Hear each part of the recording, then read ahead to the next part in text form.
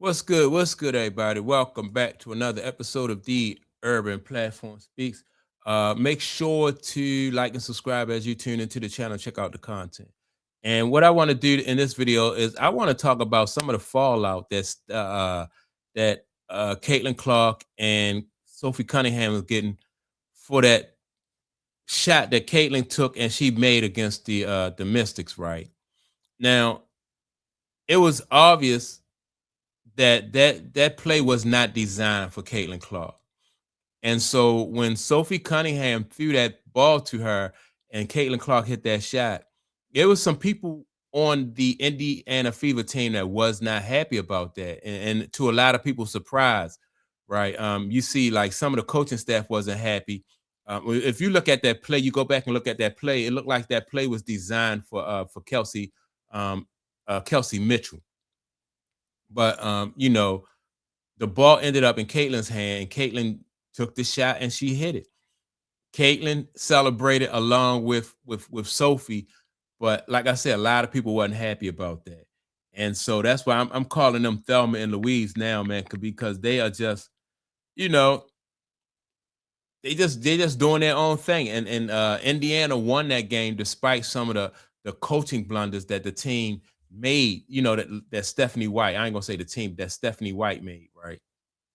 Um, Now, and I thought it was good for Sophie to throw the ball to Caitlin because I think the Mystics knew that that play was set up for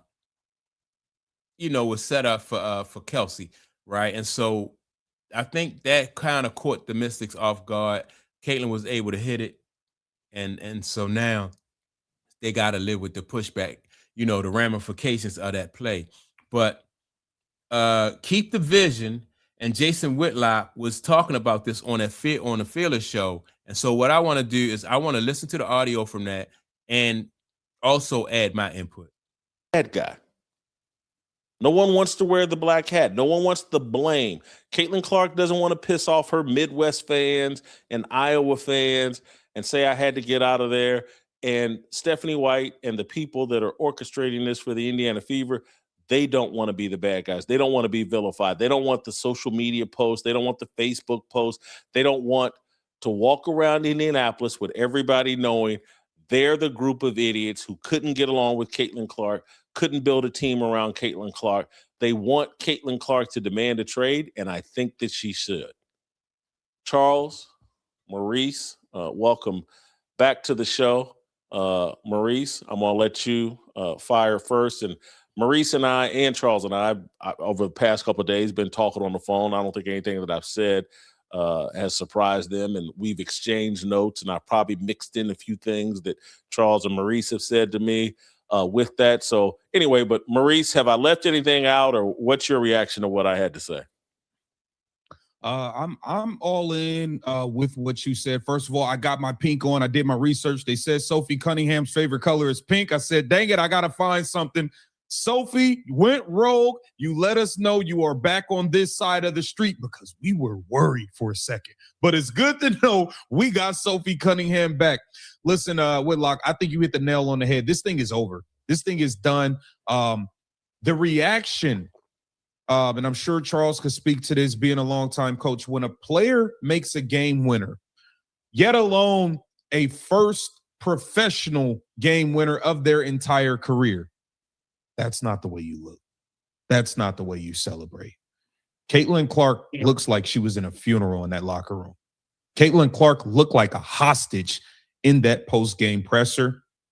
She's got to find a way to get out of there. This thing is over.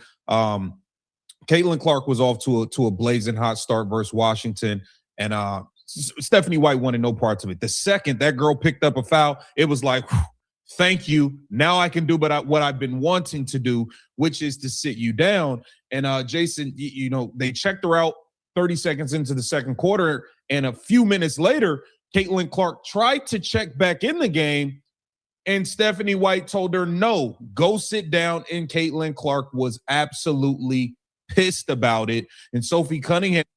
And the thing about that, I was surprised, right? Because people are talking about Caitlin Clark's attitude, but I think it stems from her frustration now with the organization. For the first 2 years, you didn't see all this, like the little exchange that she had between her and the assistant coach, then the exchange that was caught on camera between Caitlin Clark and Stephanie White.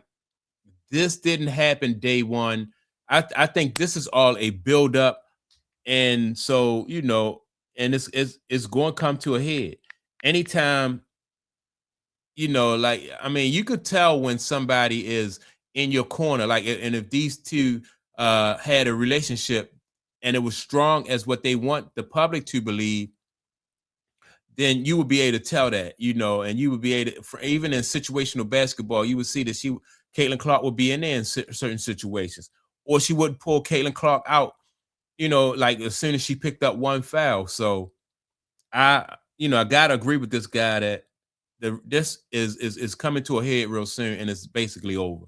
And was telling her, hey, it's okay. You could see that interaction on the bench as well. But this thing is done, man. And I think that at this point, it is a PR battle.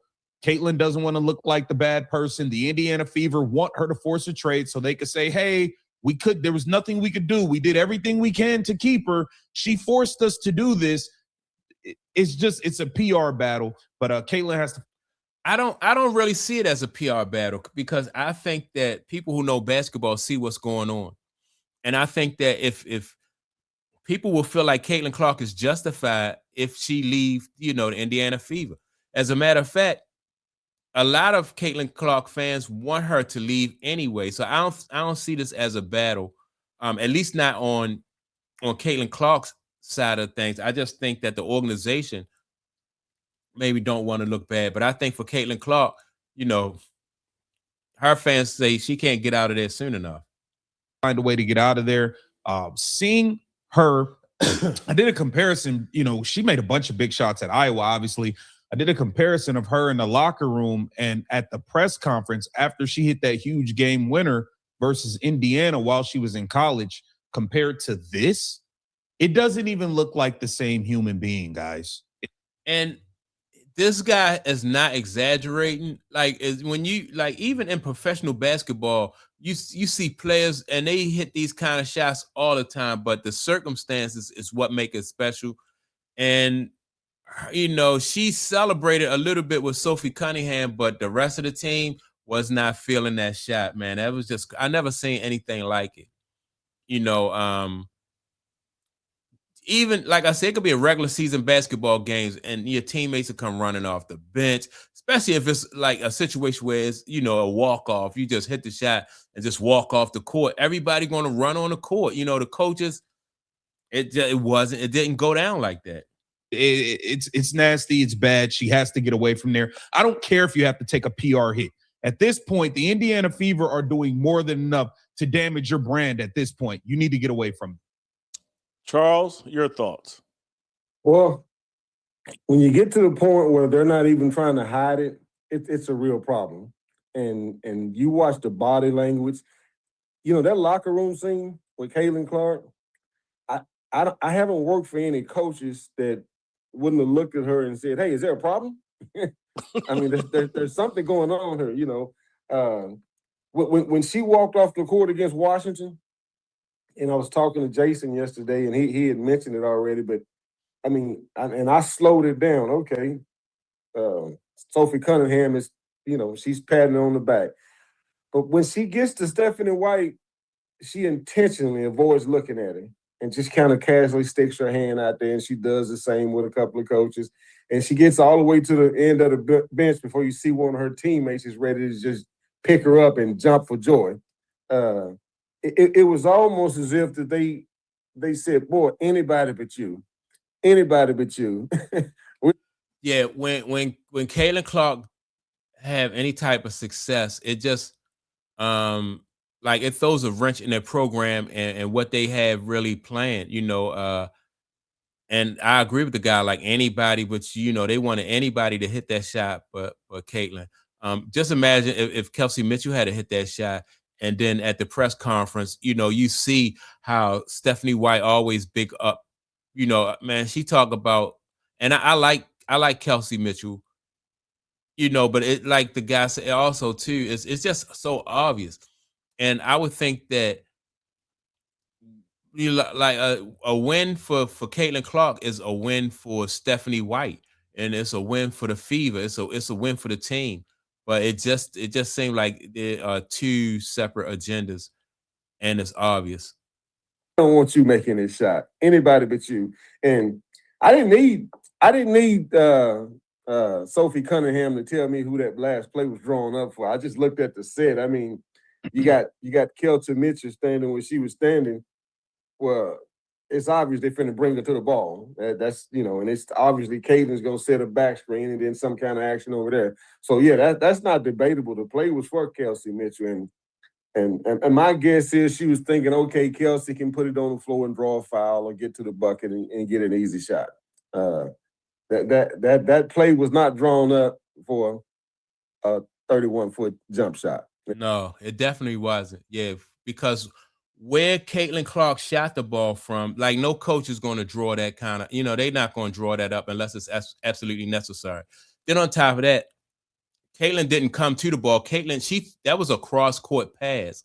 And, you know, could have been intercepted. Like, had it been intercepted, and you got to give Sophie Cunningham like big ups because she took a big chance by throwing that ball across court like that when you had Kelsey Mitchell running towards the ball.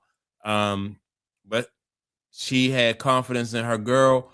She gave it to her and she hit the shot, but it definitely wasn't drawn up for Caitlin Clark. Yeah, man. So that's why I'm calling them Thelma and Louise. Make sure to like and subscribe to this channel. Also, don't forget to leave a comment. And with that being said, I'm going to check you all out in the next video. Peace.